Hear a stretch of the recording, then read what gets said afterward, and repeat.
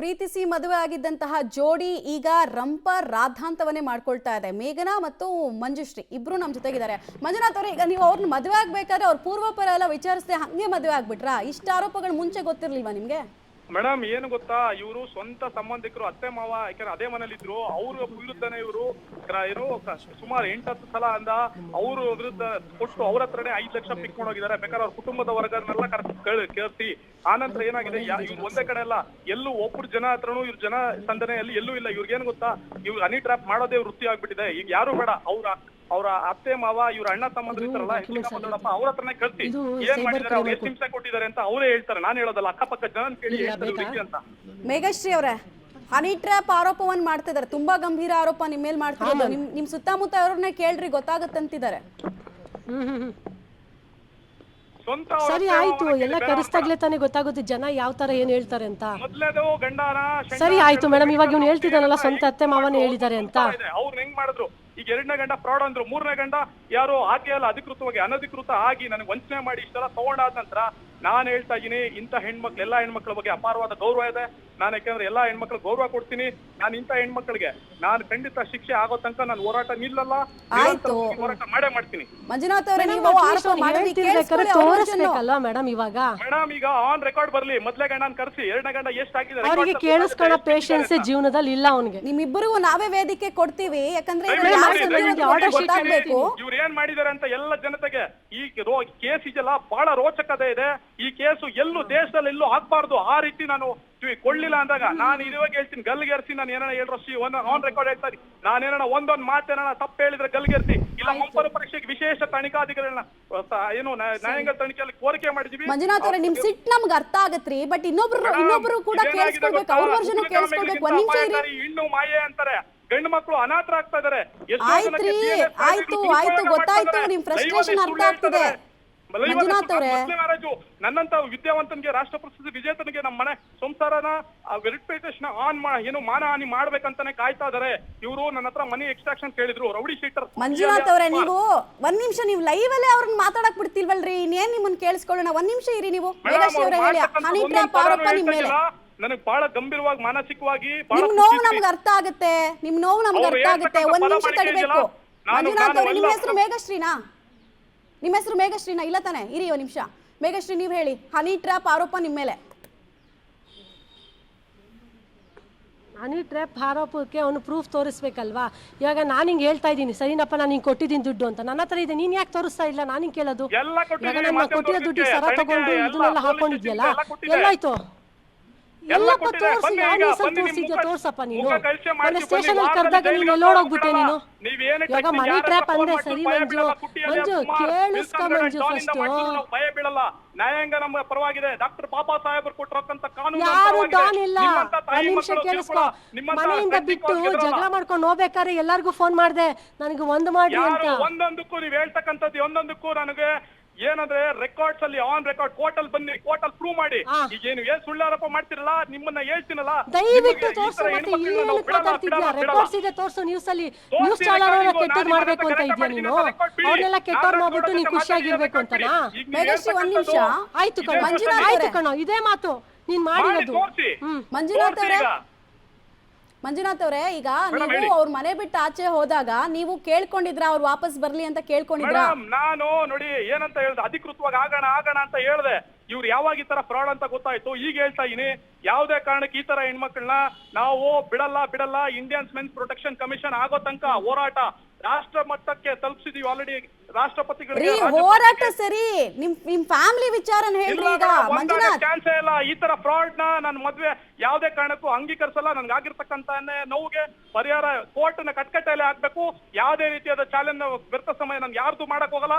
Court ಅಲ್ಲಿ prove ಮಾಡೇ ಮಾಡ್ತೀವಿ. ಈಗ ಅಲ್ರಿ ಮಂಜುನಾಥ್, ನೀವು ಸ್ಪಾಗಳಿಗೆಲ್ಲ ಹೋಗ್ತಾ ಇದ್ರಿ, ಆ ಫೋಟೋಗಳನ್ನ ಇವ್ರಿಗೆ ಕಳಿಸ್ತಾ ಇದ್ರಿ ಅನ್ನೋದು ಅವ್ರ ಆರೋಪ. ತುಂಬಾ ಗಂಭೀರ ಆರೋಪ ಅದು. ತೋರಿಸಿ ಮೇಡಮ್. ಆರೋಪ ಅಷ್ಟೇ. ಈಗ ಅವ್ರು ಏನಾರ ಡ್ಯಾನ್ಸ್ ವಿಡಿಯೋಸ್ ಅದೆಲ್ಲ ಇದೆಯಲ್ಲ, ಅವ್ರದ್ದು ಇನ್ಸ್ಟಾಗ್ರಾಮ್ ಇನ್ಸ್ಟಾಗ್ರಾಮ್ಸ್ ಎಲ್ಲ ನಾನು ಬೆತ್ತಲೆ ಫೋಟೋ ಎಲ್ಲ ಅವ್ರು ನನ್ನ ಇದೆ ನಾನು ಆತರ ಬಿಡ್ಬೋದಾಗಿತ್ತಲ್ವಾ. ಈಗ ನನಗೆ ವಿವೇಚನೆಗೆ ಬೀಳ್ದೆ ನಾನು ಬಾತ್ರೂಮ್ ಅಲ್ಲಿ ಕೂತಿದ್ದಾಗ ನನ್ನ ಪ್ರವೇಶಿಗೆ ಫೋಟೋ ತೆಗೆದು ಬಿಡ್ತಾರೆ ಅಂತ ಎಂತ ಬಾತ್ರೂಮ್ ಅಲ್ಲಿ ಕೂತಾಗ ಇನ್ನೊಬ್ರು ಬಂದು ಹೆಂಗ್ರಿ ಫೋಟೋ ತಗೊಳಕಾಗುತ್ತೆ ಮೇಡಮ್? ಅದೇ ನೋಡಿ ಕೇಳಿ, ನೀವು ಫೋಟೋ ನೋಡಿ ಮೇಡಮ್, ಫೋಟೋ ನೋಡಿ ಗೊತ್ತಾಗುತ್ತೆ. ನಾನು ಬಾತ್ರೂಮ್ ಅಲ್ಲಿ ಕೂತಿದ್ದಾಗ ಫೋಟೋನ ತೆಗೆದು ನನಗೆ ವಿವೇಚನೆ ಗೊತ್ತಿಲ್ಲದೆ ಇವರು ಇವಾಗ ಎಂತಿ ಆಗ್ಬಿಟ್ಟು ನಾನು ಒಂದು ನ್ಯೂಡ್ ಫೋಟೋ ತಕ್ಕಣಕ್ಕಾಗುತ್ತಾ ಮೇಡಮ್? ನಾನ್ ನಿಮ್ ಕೇಳೋದು ಮೇಡಮ್, ನೀವು ಮುಂಪರು ಪರೀಕ್ಷೆಗೆ ಒಳಪಡಿಸಿ. ಈಗ ಫೋಟೋಸ್ ಎಲ್ಲಿಂದ ಒಬ್ಬ ಗಂಡಂದು ಫೋಟೋನ ತಕ್ಕೊಂಡ್ಬಿಟ್ಟು ಎಲ್ಲಾ ಕಡೆ ಖುಷಿಯಾಗಿ ಹಾಕಕ್ಕಾಗುತ್ತಾ? ಕೈಂಡ್ ಇನ್ಫಾರ್ಮೇಶನ್ ನೀನು ಏನ್ ಗಂಡ ಅಂತ ಸೃಷ್ಟಿ ಮಾಡಿದ್ಯಲ್ಲ, ನಾನು ಬಂದಿದ್ಯಾ ನ್ಯೂಸ್ಗೆ ನೀನು ಗಂಡನೇ ಎಲ್ಲ ಅಂದ್ಮೇಲೆ? ನಾನು ನಿನ್ಗೆ ವಂಚನೆ ಆಗಿರ್ತಕ್ಕಂತ ಘಟನೆ ಇಟ್ಕೊಂಡ್ ಬಂದಿನಿ. ಅಧಿಕೃತವಾಗಿ ನೀನ್ ಆಗಿಲ್ಲ, ಅಧಿಕೃತವಾಗಿ ಮದುವೆ ಆಗಿಲ್ಲ. ನನ್ನ ಅನಧಿಕೃತವಾಗಿ ಚೀಟ್ ಮಾಡಿದ್ದ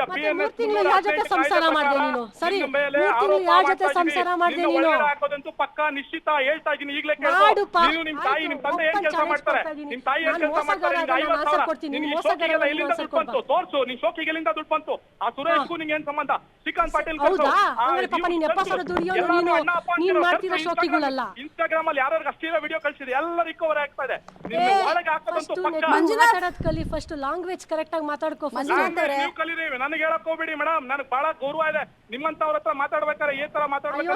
ಆಯ್ತು ಬನ್ನಿ ಸರ್, ನಿಮ್ಮಂತ ಫ್ರಾಡ್ ಮಾಡ್ತೀರಾ, ಕೆಲಸ ಮಾಡ್ತೀರಾ ಹುಡುಗರುಗಳಿಗೆ ಸಾಕು ಆನ್ಸರ್ ಕೊಡ್ತೀನಿ. ನಿಮ್ಮಿಂದ ಬೇರೆ ಹುಡುಗರು ಡ್ಯಾಮೇಜ್ ಮಾಡಬೇಡ ನೀನು. ಎರಡು ಗಂಡಂದು ಬಿಟ್ಟು ಮೂರನೇದು ನಾಲ್ಕನೇದು ಇದೇ ಆಗೋಯ್ತಲ್ಲ. ಬರ್ತೀನಿ.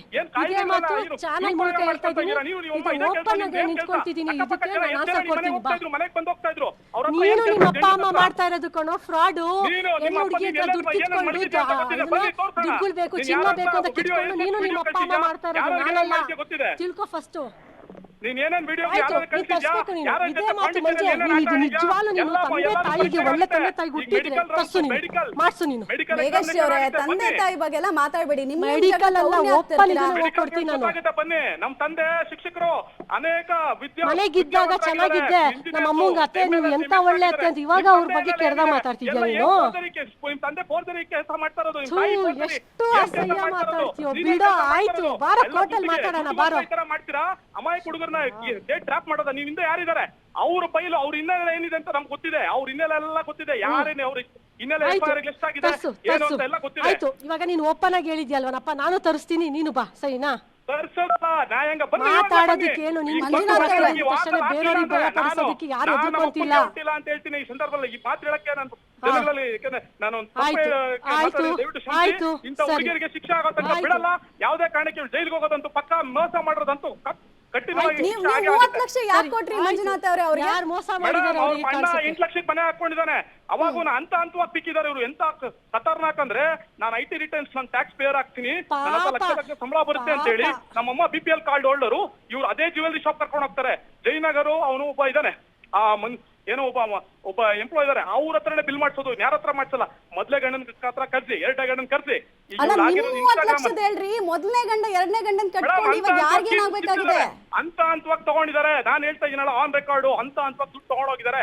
ಫೋನ್ ಇಂದ ಹಿಡಿದು ಐಫೋನ್. ನೀನ್ 70,000 ರೂಪಾಯಿ ದುಡಿಯೋನ ಹತ್ರ 25 ಲಕ್ಷ ಹಿಂಗ್ ಬರುತ್ತೆ? ಫಸ್ಟ್ ಆಫ್ ಆಲ್ ನಾನು ನೀವು ನನಗೆ ಹೇಳ್ತೀರಲ್ಲ ಆನ್ ರೆಕಾರ್ಡ್ ಪ್ರೂವ್ ಮಾಡಿ. ನಾನು ಮ್ಯಾನೇಜರ್ ಅದೇ, ನನ್ನ ಮಾನದಂಡ ನೋಡಿ ನಂಗೆ ಮ್ಯಾನೇಜರ್ ಕೊಟ್ರು. ನಿನ್ ಮಾನದಂಡ ಏನ್ ಕೊಟ್ಟಿದ್ದಾರೆ? ನಮ್ಮ ಅಣ್ಣ ದುಡಿತಿದ್ದಾನೆ, ನೀನು ನಿಮ್ಮಣ್ಣ ಎಷ್ಟಿನಿಂದ ದುಡಿತಾರೆ? ಬಡ್ಡಿ ದುಡ್ಡು ತಲೆ ಹೊಡೆದು ಬೇರೆ ಹೆಂಗಸರುಗಳ ಜೊತೆ ಇದು ಮಾಡ್ತಿದ್ಯಾ? ನಾನು ಇಂತರ ಜೀವನ ಮಾಡ್ತಾ ಇಲ್ಲ. ಈಗ ನೀನು ಬಂದಿರೋ ಒಳ್ಳೇದಾಯ್ತು. ನಿನ್ನಂತ ಹೆಣ್ಮಕ್ಳಿಗೆ ಇದೇ ಮಾತು ಇನ್ನೊಂದು ವಾರದಲ್ಲಿ ಎಲ್ಲ ಒಳಗಡೆ ಹೋಗ್ತೀರಾ. 4 ಜನ ಒಳಗಡೆ ಹೋಗ್ಲಿಲ್ಲ ಅಂತ ಕೇಳಿ ನಿಮ್ಮಂತ ಫ್ರಾಡ್ ಫ್ಯಾಮಿಲಿಯಲ್ಲಿ ಒಳಗಡೆ ಹಾಕ್ತೀನಿ.